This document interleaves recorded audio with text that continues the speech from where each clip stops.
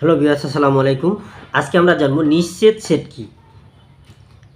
নিশ্চিত সেট হচ্ছে দুই বা ততোধিক বা দুই বা তার বেশি সেটের মধ্যে যদি কোনো সাধারণ উপাদান না থাকে তাহলে সেই সেটকে বলা হয় নিশ্চিত সেট। যেমন এখানে এ একটা সেট, এ সেটের উপাদান তিনটি, এবিসি, বি সেটের উপাদান হচ্ছে 1 2 3। এখন এই দুইটা সেটের মধ্যে কোনো উপাদানে কিন্তু কোনো মিল নেই বা এই দুইটি সেটের কোনো সাধারণ উপাদান নাই, তাহলে এই সেটকে বলা হবে কি সেট? নিশ্চিত সেট। যেমন আমরা যদি বলি এ ইন্টারসেকশন বি, তাহলে আমরা লিখতে পারি এ কমা বি ইন্টারসেকশন।